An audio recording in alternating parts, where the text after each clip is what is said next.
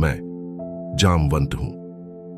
पिछली कड़ी में कृष्ण ने बताया 3 गुण सत्व, रज, तम कैसे जीव को बांधते हैं और मृत्यु के समय किस गुण के प्रबल होने से किस गति की प्राप्ति होती है। अब वे बताते हैं गुण कैसे कर्म, ज्ञान और सुख को बांधते हैं और कैसे उनसे ऊपर उठा जा सकता है। कृष्ण ने कहा, हे अर्जुन, सत्व गुण ज्ञान को उत्पन्न करता है, रजगुण लोभ को और तम अज्ञान, प्रमाद और मोह को। जब सत्व बढ़ता है तब प्रकाश फैलता है, मन स्थिर होता है, सत्य, विवेक और शांति का उदय होता है। जब रज बढ़ता है तब लालसा, तृष्णा और कर्म की बेचैनी बढ़ती है। व्यक्ति कभी शांत नहीं रहता, फल की आकांक्षा में फंसता है।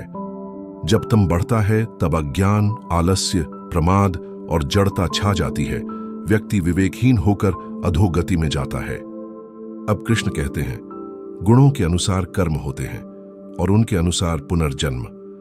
पर जो व्यक्ति इन तीनों गुणों को साक्षी भाव से देखता है और उनसे बंधता नहीं है, वही उन्हें पार कर सकता है। अर्जुन ने पूछा, हे प्रभु, वह व्यक्ति कौन होता है जो इन तीनों गुणों से ऊपर उठ चुका होता है? उसकी पहचान क्या है? उसका व्यवहार कैसा होता है?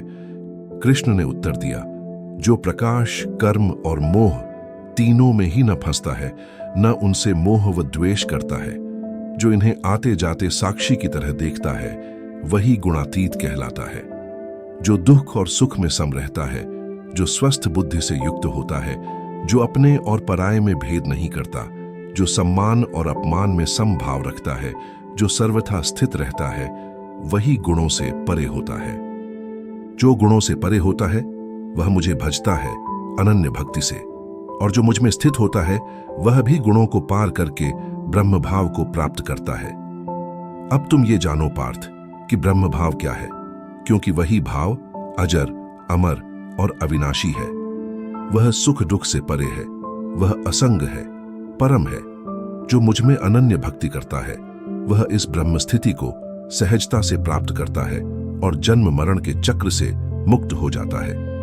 इस प्रकार अध्याय 14 समाप्त होता है, जहां कृष्ण ने जीवन को बांधने वाले गुणों का रहस्य बताया और वह साधक कौन है जो उन गुणों के पार भगवत भाव को प्राप्त करता है, यह स्पष्ट कर दिया।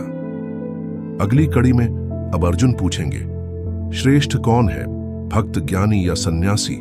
और कृष्ण बताएंगे, जो श्रद्धा से पूजता है वही मुझे प्राप्त करता है, भले वह किसी भी रूप से करे। ये होगा अध्याय 15, पुरुषोत्तम योग का आरंभ।